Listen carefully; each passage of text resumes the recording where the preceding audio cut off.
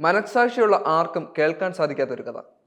ഏകദേശം ഉച്ചസമയം ഇലക്ട്രോണിക് ഉപകരണങ്ങളുടെ ആവശ്യകരമായ കോൾട്ടാൻ ഉൽപ്പാദിപ്പിക്കുന്ന ഒരു നഗരമുണ്ട് കോങ്കോയിൽ. തോക്കുധാരികളായ ചിലർ അവിടെ എത്തുന്നു. ധാന്യങ്ങൾ പൊടിക്കാൻ ഉപയോഗിക്കുന്ന ഒരു യന്ത്രവും മോട്ടറും അവർ അവിടെ കണ്ടെത്തി. സമീപത്ത് കളിക്കുകയായിരുന്ന കുട്ടികളെ ഇവൻ പിടികൂടി മോട്ടറിൽ അവരുടെ തല തകർത്ത് ആ നിരപരാധികളെ ക്രൂരമായി കൊലപ്പെടുത്തുകയായിരുന്നു. 2024 ഏപ്രിൽ 4 ലോകത്തെ ഞെട്ടിച്ച ആ കൊടും ക്രൂരത നടന്നത്. മധ്യ ആഫ്രിക്കൻ രാജ്യമായ കോങ്കോയിലെ റൂബായ നഗരമാണ് സ്ഥലം. അക്രമികൾ M23 എന്ന വിമത ഗ്രൂപ്പിലെ ആയുധധാരികളായിരുന്നു. കോങ്കോയിലെ നോർത്ത് കിവുയിൽ ഈ സംഘം ഭീകരത പടർത്താനുള്ള പുതിയ വഴികൾ കണ്ടെത്തുകയായിരുന്നുവെന്നാണ് റിപ്പോർട്ടുകൾ സൂചിപ്പിക്കുന്നത്.